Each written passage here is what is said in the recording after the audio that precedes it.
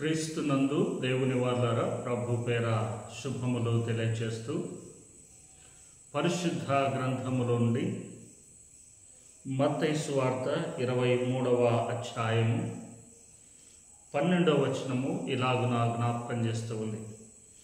తను తాను హెచ్చించుకునివాడు తగ్గించబడును, తను తాను తగ్గించుకునివాడు హెచ్చింపబడును.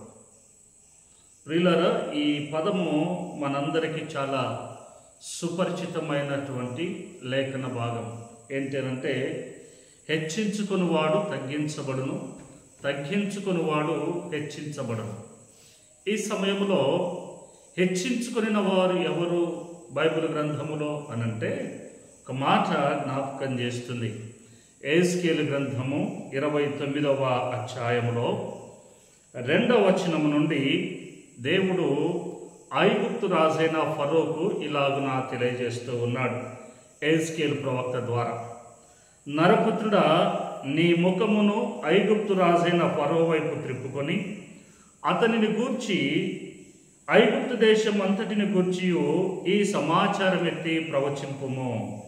ప్రభువు యెహోవా సెలవిచ్చున్నదేమనగా, ఐగుప్తు రాజైన ఫరో నైలు నదిలో పండుకొని ఉన్న పెద్ద మొసలి, నేను నీకు విరోధిని. నీవంటున్నావు, నైలు నది నాది, నేనే దానిని కలుగజేసి తిని అని నీవు చెప్పుకొనుచున్నావు. ప్రియులరా, ఐగుప్తు రాజైనటువంటి ఫరో అంటున్నాడట, నైలు నది నాది, నేనే దానిని కలుగజేసి తిని, అది నా కొరకు కలుగజేసుకున్నాను అని ఐగుప్తు రాజైన ఫరో తన్ను తాను హెచ్చించుకొనుచున్నాడు. అనగా ఐగుప్తు దేశానికి నీటిని అందించినటువంటి దేవునిగా ఆయన తనను తాను హెచ్చించుకొనుచున్నాడు.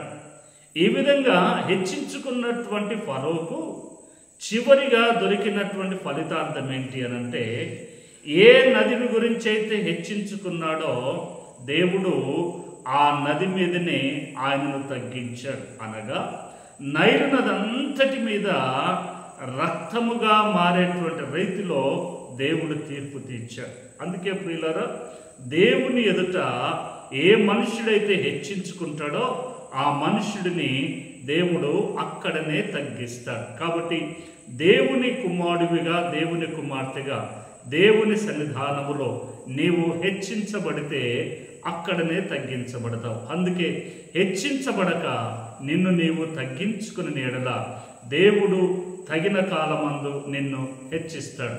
దేవుడి మాటలు తన వెడికిడిలో ఫలింపచేయునుగాక.